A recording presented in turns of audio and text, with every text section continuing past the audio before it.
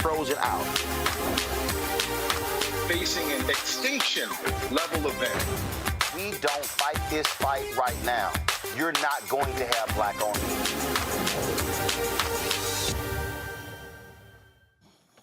All right, folks, welcome back to Roland Martin Unfiltered. So you've constantly heard me talk about on this show how critically important black-owned media is, how critically important the resources that for black-owned media, how these things absolutely matter. And one of the things that we've seen how some companies have stepped up when we in the Black-Owned Media Collective began to make these issues known in the wake of the death of George Floyd. And just so you can understand when I talk about how significant this is and how this has been going on for quite some time. John H. Johnson and the leaders of Essence Magazine, they were talking about this stuff 30, 40 years ago. In fact, 23 years ago, when the New York Times did a story on the sale of BET, I want you to read this here. Okay, go to my iPad. It says, this is dealing with BET and Viacom. The two companies are betting they will be able to increase the advertiser revenue at Black entertainment television, which reaches 62.4 million homes.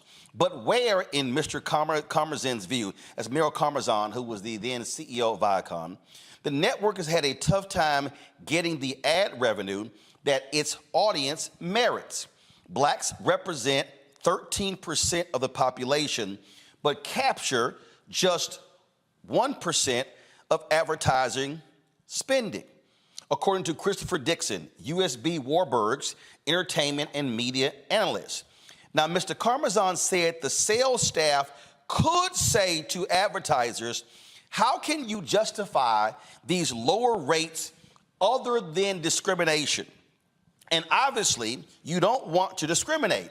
BET has been getting its prices up, but we think we can accelerate the process. Now, if you read Brett Pulley's book, BET and the $1 Billion Bet, the unauthorized biography of Bob Johnson and BET, you read that particular book, he writes in that book that BET was getting, when it was black-owned, it was getting $1,500 for a 30-second ad. When it was, and what MTV was getting was $8,000 for the same 30-second ad. That's what Mel Karmazin was talking about. And he was like, when Mel Karmazin and Sumner Redstone saw what BET was getting, they were shocked. They were trying to figure out, how is BET a similar size of a company with MTV, yet MTV was getting $8,000 and BET was getting $1,500. My frat brother Todd Brown, who worked at Ebony, it talked about how Ebony was getting $20,000 for a full-page ad, yet Esquire, a smaller magazine, was getting upwards of $200,000 for the exact same ad. And so I'm talking about even these black-owned media companies, how we may actually get some advertising, but then what then happens when we don't get any advertising? So even when we do get the advertising, we're actually getting less money than white media. So when a lot of y'all out here talk about, man, we need black media for this, and we need black media for that, we need black-owned media doing this and doing that, this is real simple. We can't do any of that because we can't hire the additional people, because we don't have additional revenue to hire the additional people. Then what the ad agencies and the brands then do, oh, you can't reach more people. Well, guess what? I can't reach more people because I can't market myself and take out billboards and digital ads and sponsor events because I have smaller revenue. Do y'all understand how this particular game is played? And so what then happens is, same companies, though, greatly depend upon African Americans buying a lot of their products. And so when we were talking about these issues, we were talking about, again, what's being done. And I remember, because I saw some Pepsi ads, I think it was in the BET Awards. This is 2021. So what happened was I sent this tweet to one of the black board members at PepsiCo. Darren Walker is the president of the Ford Foundation. Great brother who's doing some amazing things there. And so here's the tweet. I said, hey, Darren Walker, would love to connect with you to discuss PepsiCo, because he's also on the boards of Square and Ralph Lauren, and their commitment to spending money with black-owned companies, especially black-owned media. Please drop me a DM. Never heard from Darren. I also sent Darren an email today saying I was going to be doing this segment. And again, Darren's a good brother. But here's what happened. I got an email immediately from John Banner. John Banner worked at PepsiCo. John is now over at McDonald's. We had a great conversation. John hit me up, and John wanted to facilitate a meeting. And so we did that meeting, and again, I'm going back in my emails here, and I'm checking to see. And in fact, so the email, don't show it, so the email went out on July 13th. And he said, I hope my email finds you well, safe and healthy. If I may, I want to follow up on your tweet below. Would you have time to connect? Sure. So we did that. And so we connected, we got on email, and then what ended up happening was we then did a meeting. And in that particular meeting, we met with a number of different people. Derek Lewis, who was the then head of multicultural for PepsiCo, Christina Tyson, who supplied diversity for PepsiCo, John Banner, the head of sports. I believe the head of their foundation was on there as well, which I never understand. So let me just go ahead and say this as a side note, and I want y'all to understand something. We are a media company. I have New Vision Media. Under New Vision Media, I have Roland Martin Unfiltered. It's a separate company. Black Star Network is a separate company. This is a media company. I don't have a 501c3. But let me tell you what often happens with black-owned media. When we do these meetings, in the meeting, they'll have the foundation person or the diversity person. When they meet with Disney and Comcast, the foundation person ain't there. The DEI person not there. Do you know who's there? The chief marketing officer. Do you know who's there? The chief investment officer of the ad agency that represents them. That's who in the meeting. But what happens is black-owned media, we are treated like we're just this different animal as opposed to treating us like a media company. So, okay, so we took the meeting. So we began to have conversations, and so we had this conversation. Again, it's a great conversation. And so as I look at my emails that went through, there were some meeting requests that went through as well. In fact, I remember as I'm scrolling through, I believe we had a meeting that was in October of that year, and it was with some different folks. And I remember John said, Roland, thanks so much for following up. Hope all is well. We would very much like to connect with you and your team to discuss our efforts to support the black community and specifically black-owned media. Susan will work to gather the correct members of the PepsiCo team. Let us know who she should coordinate with. Many thanks and looking forward. So we did that. We chatted with them, did all sort of things, and then we actually had the meeting. So then we had the meetings. Okay, so then all of a sudden, those things happen. Then nothing happens. So now understand, Urban Edge Networks, Hardy Pelt, Todd Brown, they handle third-party sales for us. And so they began to work on an initiative because they began to acquire some rights of various games with HBCUs. And so they began to talk to a variety of people, General Motors, P&G, PepsiCo, things along those lines. Well, they're embroiled in a lawsuit right now with the SWAT over that very issue. And in that particular lawsuit, I'm just going to pull it up here. This is the I'm just going to show you the top of the lawsuit. So this right here, go to my iPad, is the lawsuit where they are suing Weber Marketing and Consulting and the Southwestern Athletic Conference and Charles McClellan, who was the commissioner. This is the Urban Edge Network. Now, in this particular lawsuit, they're suing them, claiming tortious interference because of some things that they allege the SWAC did, and Weber Marketing did. But I just want you to see this here. Go to my iPad. It says right here, number 36 on page 12. Within the last year, UEN instituted an oral agreement with Pepsico through direct communications and negotiations with Christina Tyson, Director, Supplier Diversity, Global Procurement, located in Dallas, Texas.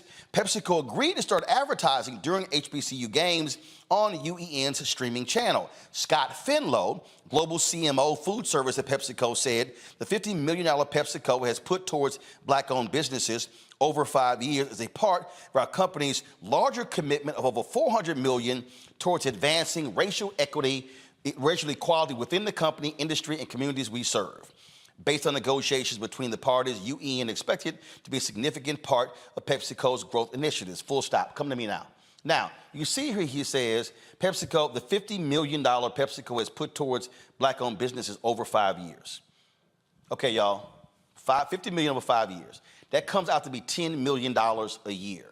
Now, I'm going to show you something here that's going to blow you away. I need you to understand, because see, some of y'all who are watching right now, y'all are going, oh my God, that's amazing. That's wonderful. Go to my iPad. This right here is the close of business today of PepsiCo's stock. PepsiCo closed at $168.91 for their stock. I want you to see something right here. It's called MKT cap.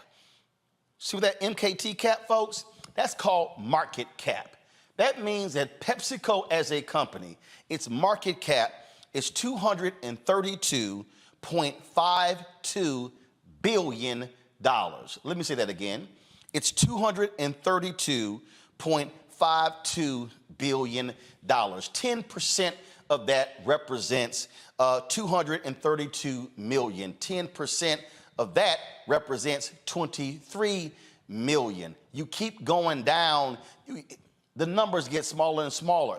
So when you talk about PepsiCo want to commit $50 million to black-owned businesses over 5 years, we ain't talking about a lot of money. Now, some of you may be saying, well, okay, Roland, you keep saying PepsiCo.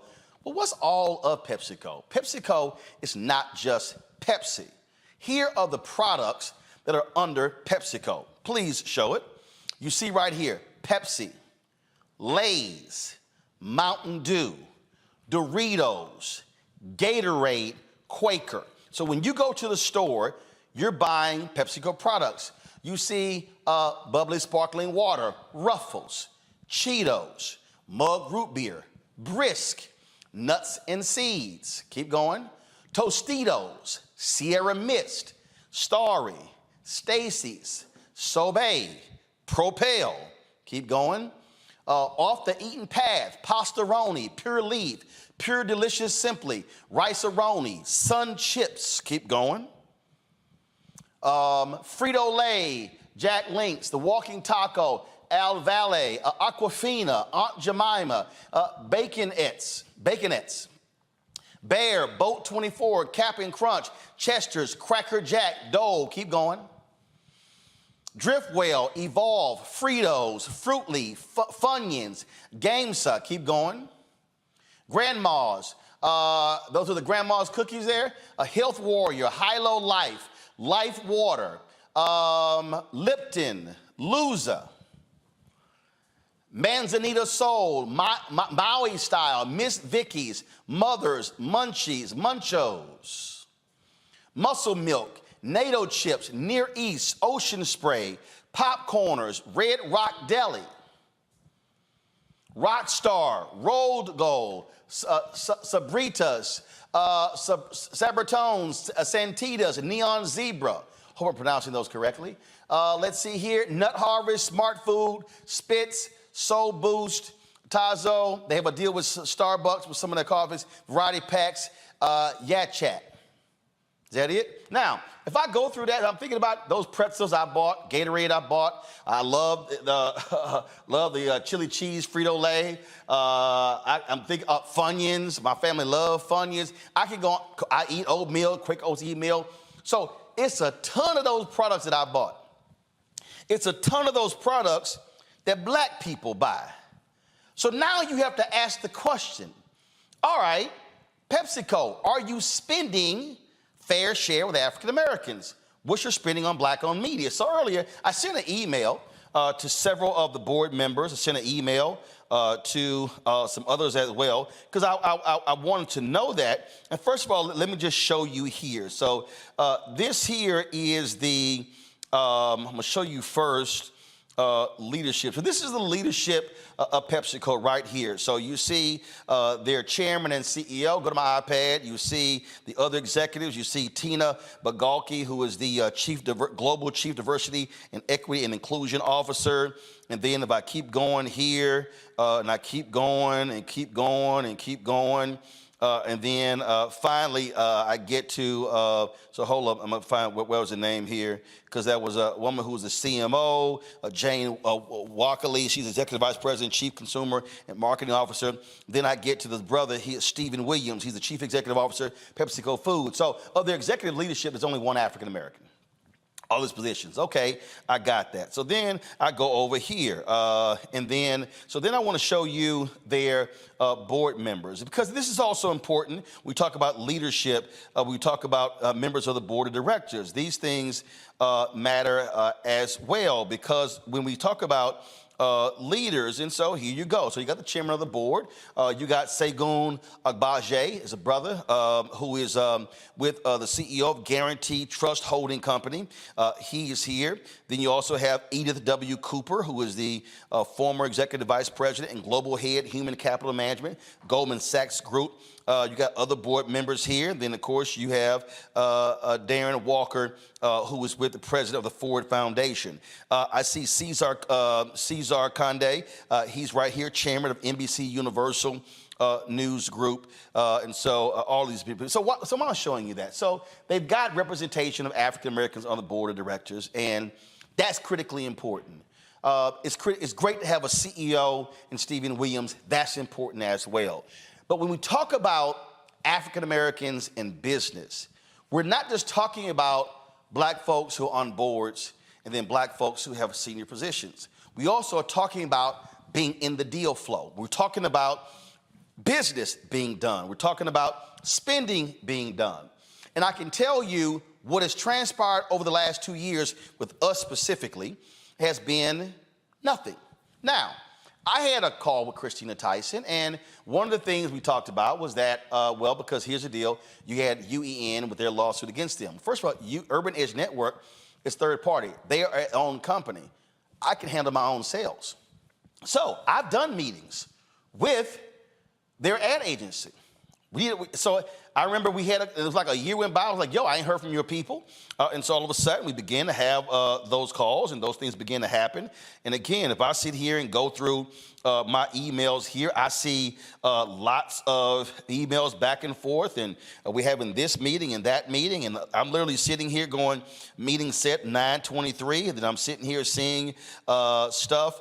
I'm seeing stuff in January. I remember when that was an issue with the black farmers. We reached out, and PepsiCo got a statement from them. I remember again when we had an additional meeting with the PepsiCo folks in April of 2022.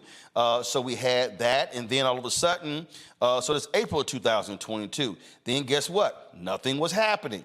And so then I began to say, okay, fine, what's happening? And so began to reach out to folks, and I began to go through here and different activations and things along those lines. And then I'm looking here at my email here, and that was on November 11th, 2022. That was a meeting I had with, it was an email, Christina Tyson, Katie Hannafy, their media folks, and guess what? We had a meeting set up, and then of course I see November 11th, and then all of a sudden, and then we have, here we go. And so You see right here, if you go to my iPad, it says objective, PepsiCo team to learn about Roland's non-news media opportunities. Come back to me. Why is that important? It's because what often happens is these companies will say, hey, we don't buy news shows.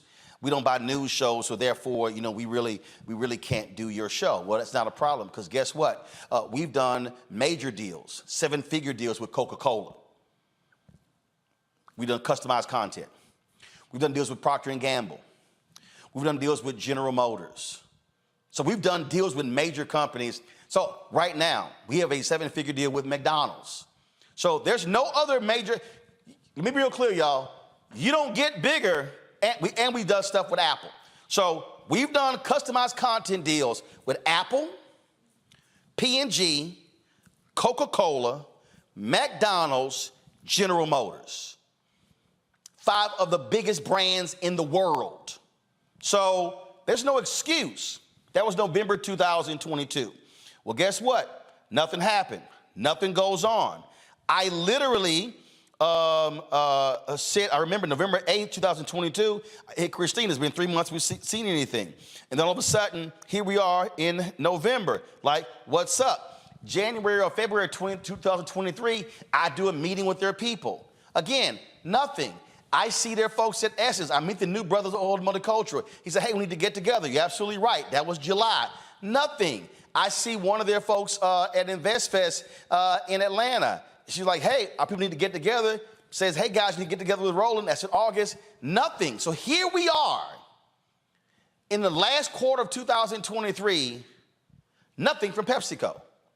I sent their various executives a question. I sent them emails earlier, asking them, and I sent this to their Chief Diversity Officer, CEO of North America Beverage, CEO of North America Packages, as well as their CMO. And I asked them a series of questions. I asked them, and what I wanted to know from them, and this is exactly what I said. I said, what is the annual marketing advertising spend of PepsiCo? Please provide numbers for 2020, 2021, 2022, 2023. What is the total black-owned media spend? Do you have an established goal of what you desire to spend with black-owned media, 1%, 2%, 3% or higher? What is the total spend of contracts from PepsiCo? And what is the percentage and dollar amount with black-owned companies? Thanks a bunch. Look forward to hearing from you. Why am I asking all of that? I'm asking all of that because, folks, these companies want black consumers to keep buying their products, but they do not want to then invest in black-owned businesses. I had Mark Morial on here, and we talked about the 5-year, $10 million initiative they had with the PepsiCo Foundation to stand up black restaurants. I absolutely support that. We talked about the initiatives that PepsiCo had trying to drive $100 million in receipts to black-owned businesses over 5 years. I support that, even though they can't track it, and that's coming from one of the members of their advisory committee. But here's the reality. If PepsiCo is spending $3 billion annually on advertising and marketing, and if PepsiCo spends just 5% of their marketing advertising budget with black-owned media, that's $150 million a year. Over 5 years, that's $750 million. So if I compare that comment that was in the UEN lawsuit, if they were trying to spend $50 million over 5, and in the advertising space alone, you could spend $750 million over 5, don't you think that changes the look and the face of black-owned media? Do y'all now see how we are being starved out of business by not being able to get resources? I see ads everywhere. I see ads on mainstream media. I see PepsiCo ads on black targeted media. But what about black-owned media? I reached out to several of my friends in black-owned media. Do y'all know that Butch Graves' dad, they were PepsiCo bottler for about 20 some odd years? They haven't had any PepsiCo advertising in at least a decade. I reached out to my folks at Rolling Out, Munson Steed, nothing. I reached out to Ben Chavis, head of the NNPA, the Black Press of America, advertising, nothing. Shall I go on? I reached out to, so these are black-owned media companies, nothing. Now, PepsiCo does business with Revolt. They got a great deal with them, but this is not about one black-owned company getting advertising. I'm not just concerned about me. Oh, by the way, I dropped by the NABOB, National Association of Black-Owned Broadcasters Convention, ran into The ad folks for Urban One, Radio One, TV One, Pepsico, nothing. So now I'm curious. If it's not Black Enterprise, if it's not Urban One, if it's not NNPA, if it's not Black Star Network, if it's not, who else y'all spending the money with? Because we're not talking about a number of larger Black-owned media companies.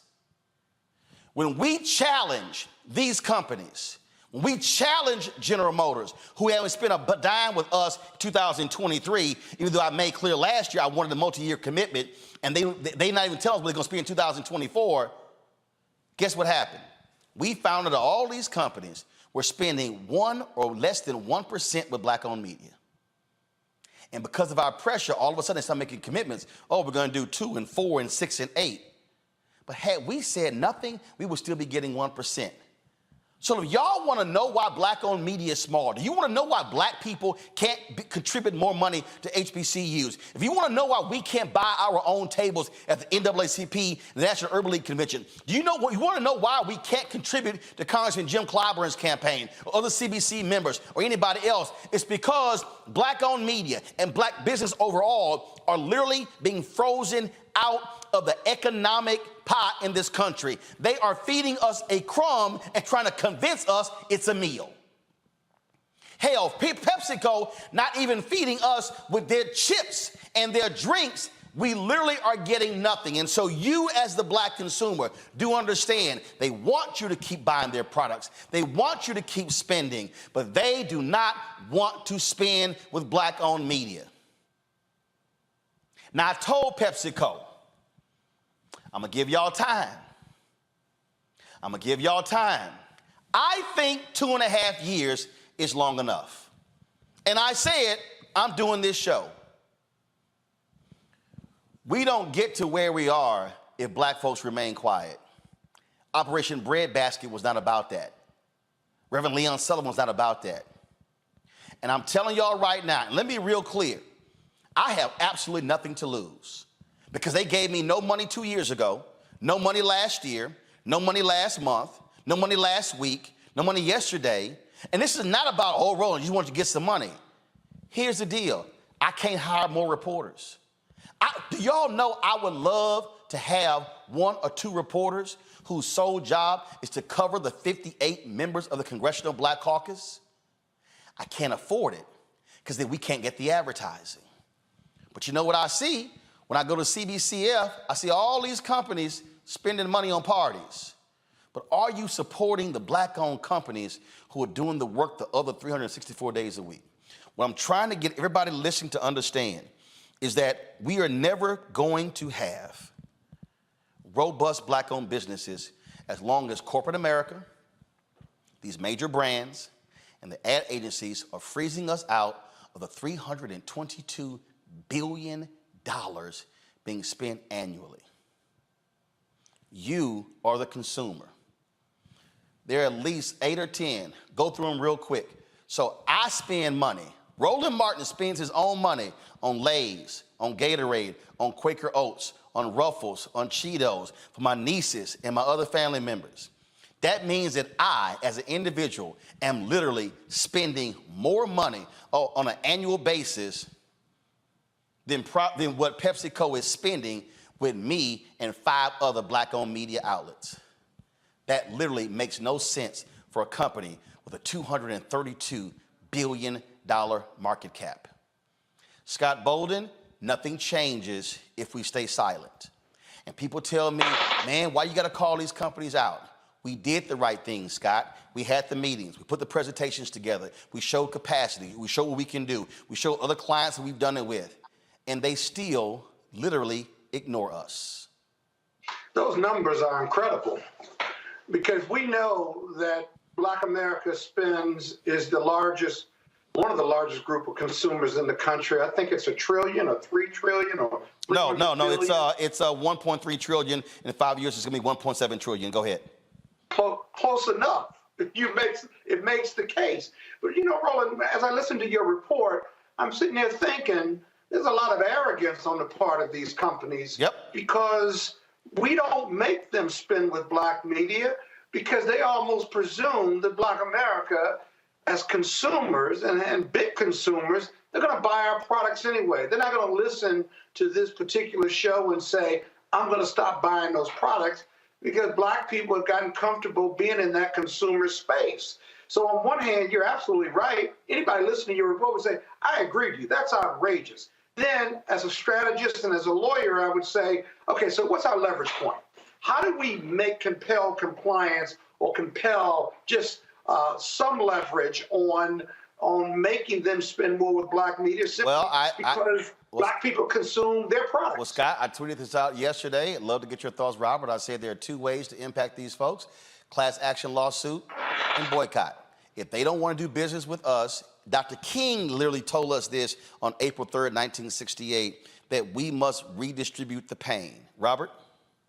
Well, I think particularly PepsiCo, we might need to be boycotting that in general because of diabetes and everything else and heart disease. I think we need to boycott a lot of those products just off top. But you're completely correct, Roland, and we have to start exercising economic power. Not only should we be looking to divest from people who don't invest with us, but we need to be investing in Black-owned businesses within our own community to grow them to such a size that they will be able to have the capacity to invest into Black media. You have to create an entire circle, entire ecosystem around this. There are plenty of Black-owned soda companies in this country, small mom-and-pop shops that you can order on Etsy that would love to grow, and they would love to have the opportunity to have those dollars that we are giving to PepsiCo every year. There are plenty of potato chip companies around here that are made out of people's kitchens and sold at farmers markets on the side of the road that would love to have the support of the Black community to get behind them. There's not enough simply to tell people who we aren't going to spend money with. We have to vote with our dollars and start supporting people in our own communities, grow those businesses up, and then we're able to create the economic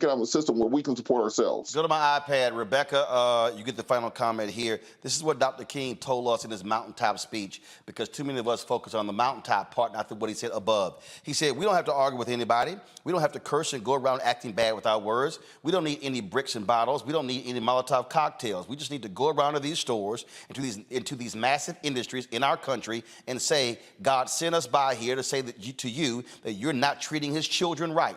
And we've come by here to ask you to make the first item on your agenda fair treatment where God's children are concerned. Now, if you are not prepared to do that, we do have an agenda that we must follow, and our agenda calls for withdrawing economic support from you. Rebecca?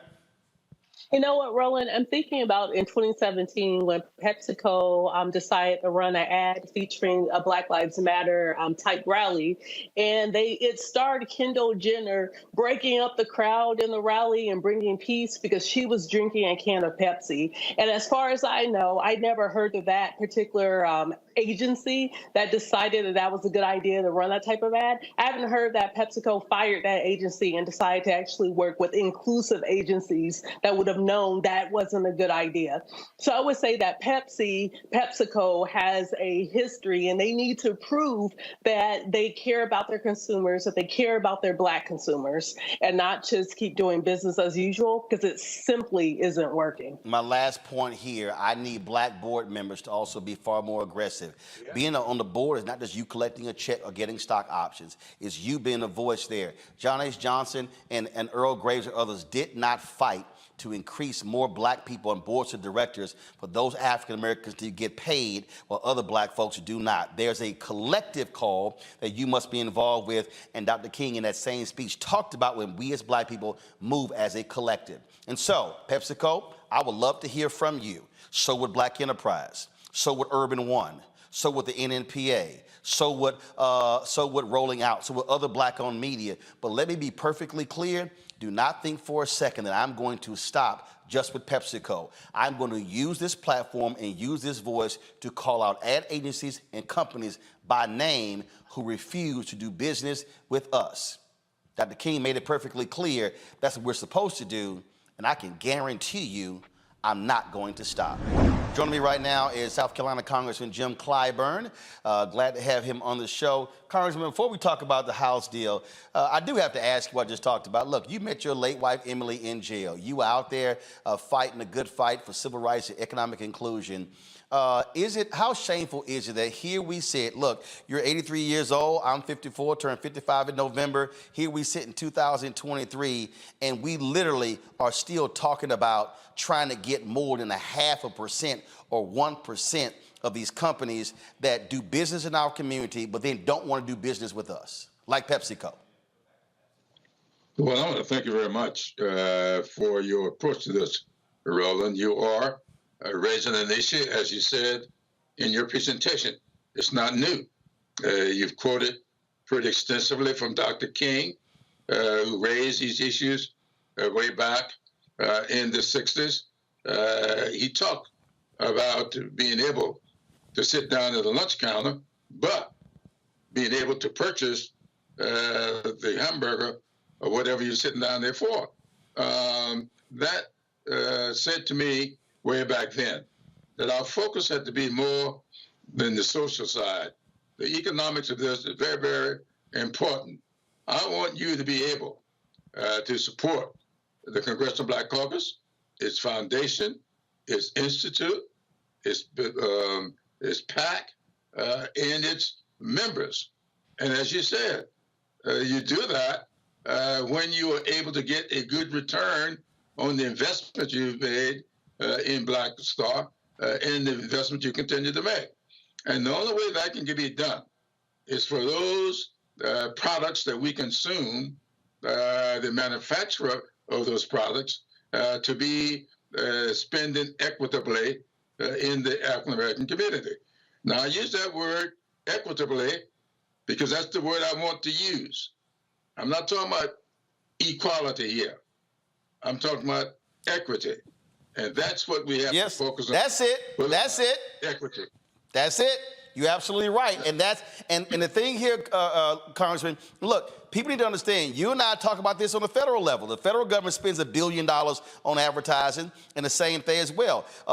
When President Joe Biden talked about last year increasing Black contracts, you and I talked about it as well. So for everybody to understand, I'm talking about increasing Black-owned bid contracts in the government, in the private sector, all over, and it's ridiculous when we look at these small, paltry numbers, and that's why during COVID, 41% of Black-owned businesses went out of business, because out of 2.6 million Black-owned businesses, 2.5 million had just one employee.